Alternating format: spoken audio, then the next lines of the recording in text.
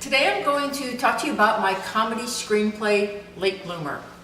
The story follows Elizabeth, a lonely 30-something woman who, because of a rare medical condition, turns into a horny, self-centered adolescent. This new Elizabeth and her actions drive her overly judgmental family to the brink. But in the end, she gets through it and discovers the person she was always meant to be. At heart, this is a story about a woman finding her true self and finding the happiness and self-confidence she never knew she wanted and needed. When our story begins, Elizabeth is the epitome of a frumpy, plain Jane. She isn't someone who stands out in a crowd. She isn't someone that anybody would ever remember.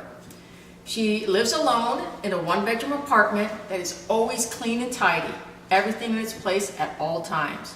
Her decor perfectly reflects her personality. It's plain, it's understated, it's underwhelming. It's as if she consulted her needlepoint club and the color beige when she was decorating. She doesn't have many friends, and on a normal weekend, her only interactions are with her cat and her elderly neighbor when she gets the mail or heads to the grocery store at 10 a.m. on Saturday. Always at 10 a.m., always on Saturday. Elizabeth has a very unexciting, very mundane job in data processing. She sits in a cubicle, she processes data. She rarely interacts with her coworkers. She gets an above average review every year and her annual raise.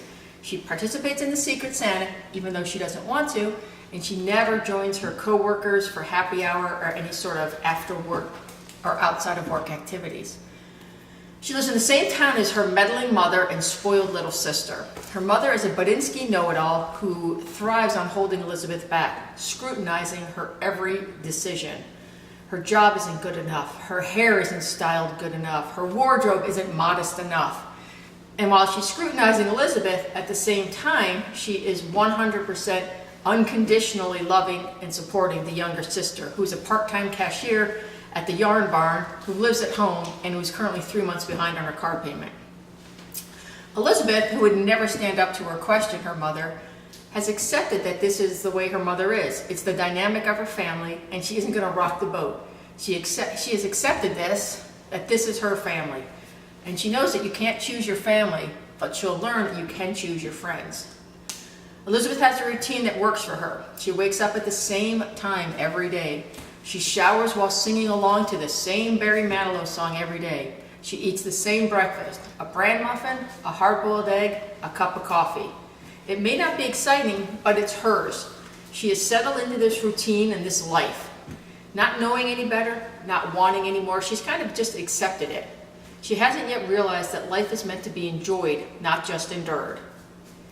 But then, one morning, unexpectedly, Elizabeth discovers that her bras don't fit. She can't, no matter what she does, what she tries, what she does, get them to clasp or get her boobs into them. She just can't. And this sends her spiraling. Now she has to go to the department store. She always buys her bras at the department store because Victoria's Secret is way too crazy for Elizabeth. So she goes to the department store, she has to buy new bras, which makes her late for work. This just for the first time ever, and it throws her off on her whole day. So with the unexpected trip to buy the bras, she skips her normal breakfast, finds herself at a fast food drive-thru. She can't even believe this is her life right now. Her whole day is spiraling out of control, buying bras, eating fast food, and in the afternoon, her coworker Molly notices her getting a cup of coffee when Elizabeth is known for having tea at 3 every day. Elizabeth knows that today has been unusual. She just doesn't know that the crazy is just beginning. Totally out of her control, she hates that things are changing. As I said, her boobs are bigger and now they're more sensitive. Her skin's breaking out, and all she wants to do is sleep. Well, sleep and scarf junk food. She even has this unexplainable whatever attitude. She's late for a work meeting, there's a typo in her weekly report, doesn't care.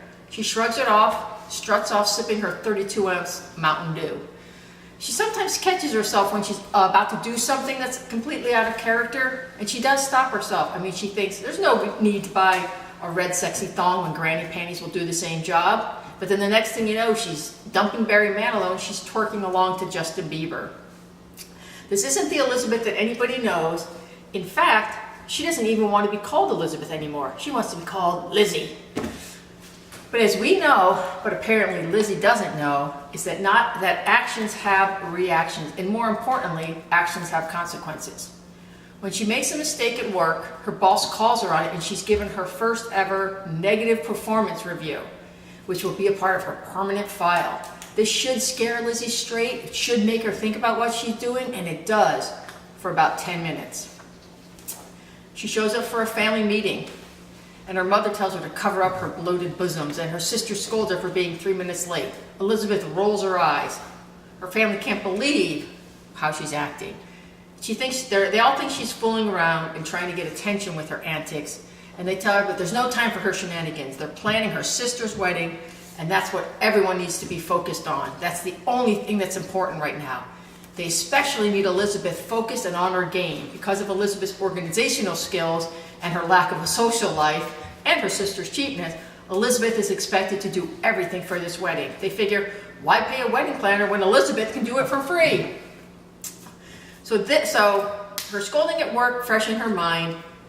Occasionally she thinks about that. Elizabeth really wants to be the perfect maid of honor. She really, really does.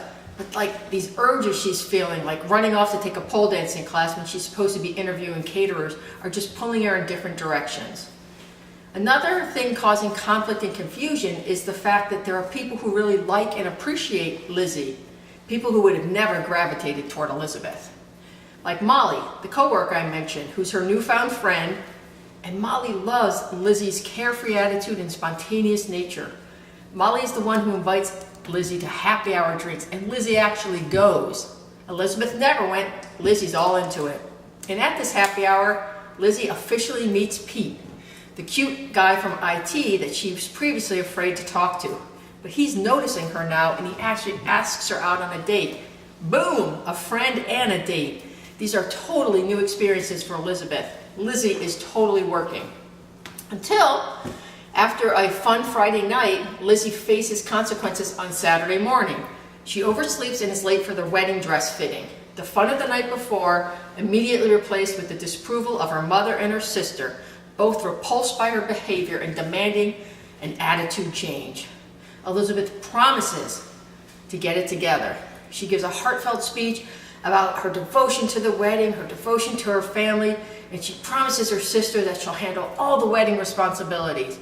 And just when she's won them over, when she's convinced them that she's going to do a great job, she notices the time and runs out. She's meeting Molly and Pete to go skydiving. She leaves her sister and her mother totally miffed and speechless. But this is an exciting time for Lizzie. For the first time in her adult life, she feels confident and worthy and comfortable in her own skin. She's taken the time to really figure out who Lizzie is and what Lizzie likes. Unfortunately, what she likes isn't necessarily good for her.